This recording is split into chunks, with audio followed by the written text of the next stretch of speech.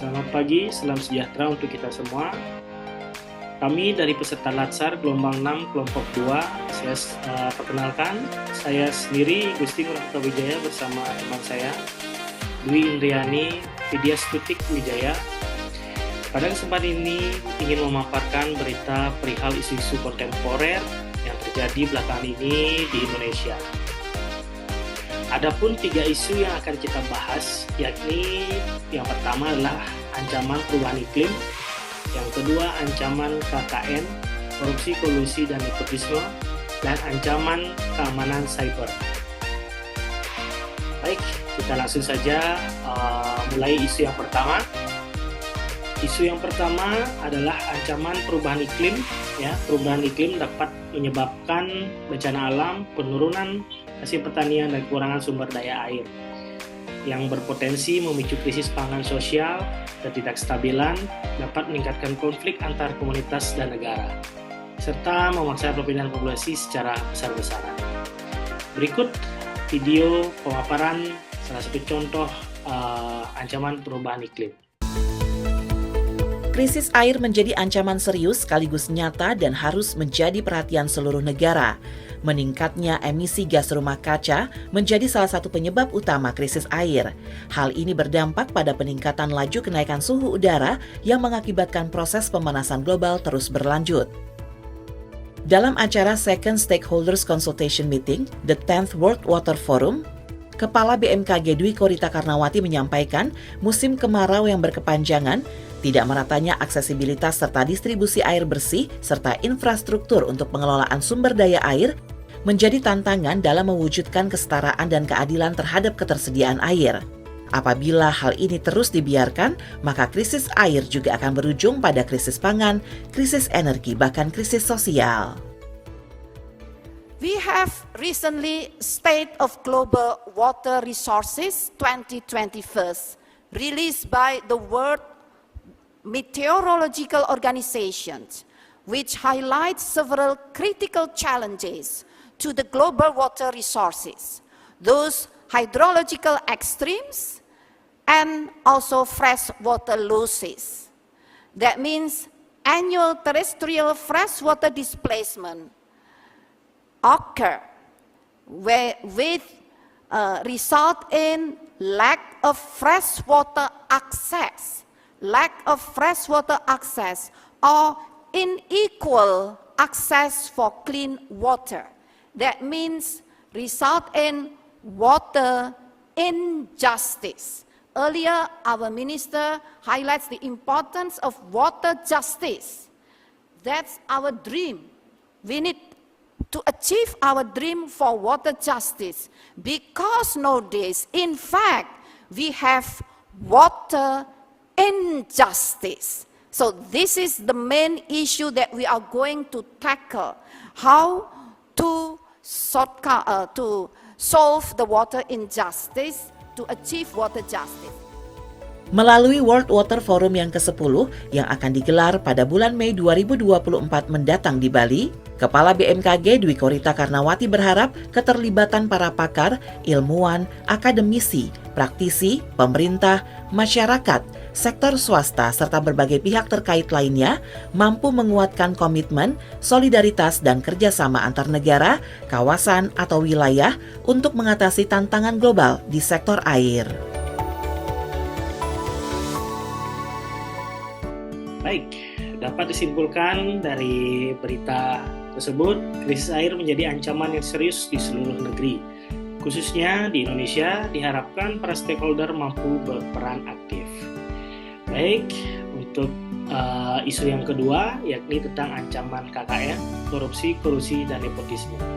Sebelum kita lanjut ke video, KKN diartikan di sini adalah merusak integritas institusi, pemerintahan, dan bisnis, mengurangi efisiensi alokasi sumber daya, dan menciptakan ketidakadilan sosial. Hal ini dapat menyebabkan penurunan kepercayaan publik terhadap pemerintah dan merugikan pertumbuhan ekonomi serta kesejahteraan masyarakat. Dengan demikian, kita akan tampilkan video kedua perihal ancaman KKN. Perkara dugaan korupsi pengelolaan timah pada wilayah izin usaha pertambangan PT Timah Tbk tahun 2015 hingga 2022 dinilai merugikan negara sebesar 271 triliun rupiah. Nilai itu berasal dari berbagai jenis kerugian yang perlu ditanggung, yakni kerugian lingkungan dan ekonomi serta biaya pemulihan. Kejaksaan Agung selaku penyidik sudah menetapkan 16 tersangka baik dari pihak swasta maupun PT Timah. Kasus Timah ini turut menyeret nama-nama populer seperti suami dari aktris Sandra Dewi, Harvey Muiz, dan Helena Lim, perempuan yang dikenal sebagai Crazy Rich Pantai Indah Kapuk. Salah satu saksi ahli penyidik, akademisi dari Fakultas Kehutanan dan Lingkungan IPB University, Bambang Hero Saharjo, menyebut kasus Timah sepanjang 2015 hingga 2022 telah menyebabkan kerugian 271 triliun rupiah. Jumlah itu terdiri dari kerugian lingkungan 157,83 triliun rupiah, kerugian ekonomi lingkungan 60,27 triliun rupiah, dan biaya pemulihan lingkungan 5,25 triliun rupiah. Selain itu ada pula kerugian di luar kawasan hutan sekitar 47,7 triliun rupiah. Penghitungan kerugian dilakukan sesuai Peraturan Menteri Lingkungan Hidup dan Kehutanan Nomor 7 Tahun 2014 tentang kerugian lingkungan hidup akibat pencemaran dan atau kerusakan lingkungan hidup. Sementara itu data berupa letak, luas, hingga koordinat dari lokasi tambang milik perusahaan didapatkan saksi ahli dari penyidik. Dengan bekal itu, tim ahli merekonstruksi kejadian pada tahun 2015 hingga 2022 menggunakan bantuan citra satelit untuk memantau luas bukaan tambang serta arah pergerakan lokasi tambang. Sejauh ini penyidik Kejagung telah memeriksa 172 orang saksi untuk mendalami kasus dugaan korupsi pengelolaan timah tambang milik PT Timah tahun 2015 hingga 2022. Penyidik sudah menetapkan 15 orang tersangka dugaan korupsi serta 1 orang tersangka kasus perintangan penyidikan dalam perkara yang berkaitan dengan tata kelola tambang timah tersebut. Harvey Muiz merupakan tersangka ke-16 dalam kasus tersebut.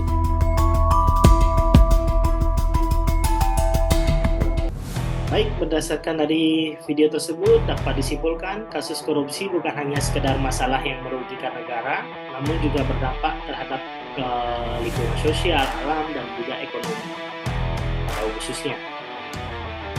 Baik, kita berada di ujung isu, dan ini adalah isu utama yang kita ambil, yakni tentang ancaman keamanan cyber, ya, yang menjadi hot topic beberapa bulan belakangan ini di negara kita. Ancaman keamanan cyber ini juga bisa didefinisikan sebagai ancaman yang mencakup berbagai serangan yang sudah jelas berdasarkan dari teknologi informasi seperti peretasan, malware, dan pencurian data. Dampaknya dapat merusak infrastruktur, ya, mengancam privasi atau individu, dan mengganggu operasi bisnis.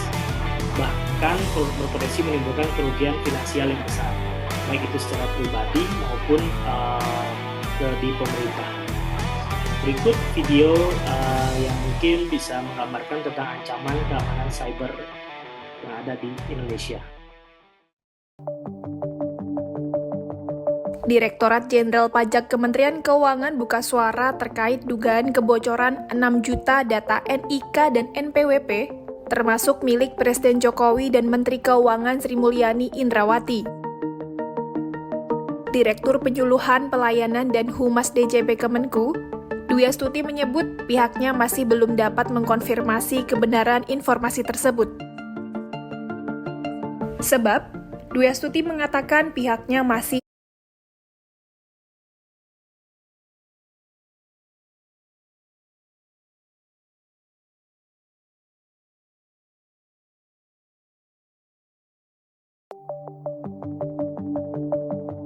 Direktorat Jenderal Pajak Kementerian Keuangan buka suara terkait dugaan kebocoran 6 juta data NIK dan NPWP, termasuk milik Presiden Jokowi dan Menteri Keuangan Sri Mulyani Indrawati.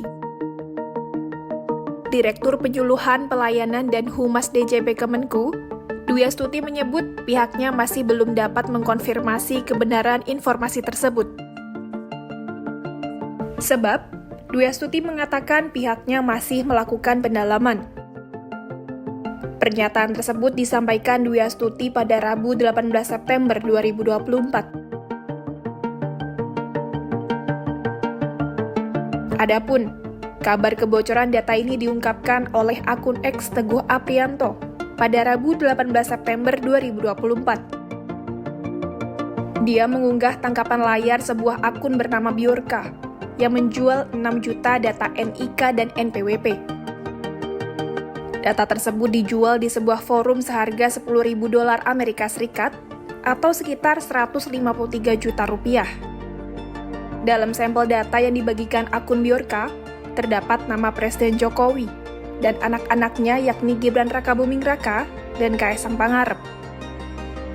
Kemudian, ada juga nama sejumlah Menteri Kabinet Indonesia Maju. Di antaranya yakni Menko Perekonomian Erlangga Hartarto, Menku Sri Mulyani Indrawati, dan Menkom Info Budi Aris Setiadi. Nama Menteri BUMN Erick Thohir dan Zulkifli Hasan juga tercantum dalam data yang bocor tersebut.